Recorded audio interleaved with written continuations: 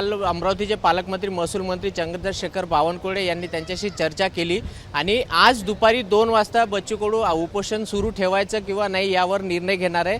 थोड्या वेळात त्यांची प्रहारच्या कार्यकर्ते आणि शेतकऱ्यांसोबत चर्चाची एक बैठक होणार आहे। त्या बैठकीनंतर दुपारी 2 वाजता बच्चू कडू निर्णय घेतील। आपल्यासोबत बच्चू कडू स्वतः आहे। काल सकारात्मक चर्चा झाली आणि आज तुम्ही सांगितलं होतं की 2 वाजता चर्चा घेऊ आणि मुख्यमंत्र्यांशी पण चर्चा झाली होती काल। आज परत मुख्यमंत्र्यांची चर्चा केली का? लेखी उत्तर अजून आलेलं नाही आहे।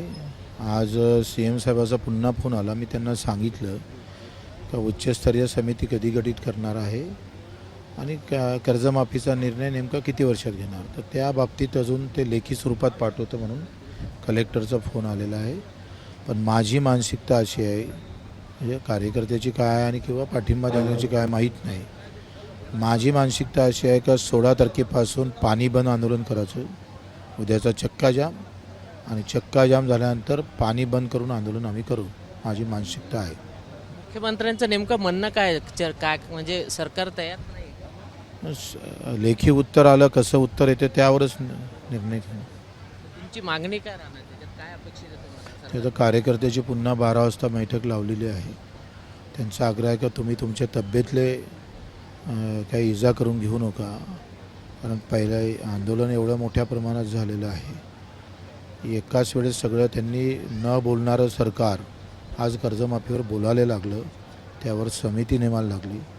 हा आपल्यासाठी सगळ्यात मोठा विजय आहे।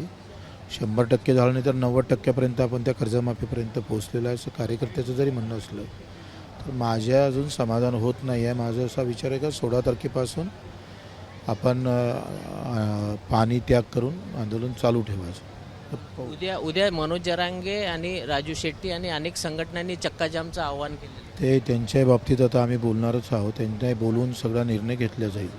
शेवटचा प्रश्न, काल नैना कडू खूप आक्रमक झाला होता की देवेंद्र फडणवीस यांनी 1 दिवस उपवास करावा आणि त्यानंतर काय परिस्थिती हे अमृता वहिनींनी पाहावं असं त्यांनी एक पत्नी म्हणून तिनं जे मांडलेला विचार आहे, परिवार म्हणून किंवा एकंदरीत कार्यकर्त्याचे काल झालेल्या व्यवस्था, त्याचा तो राग होता, त्याचा अभिप्राय होता।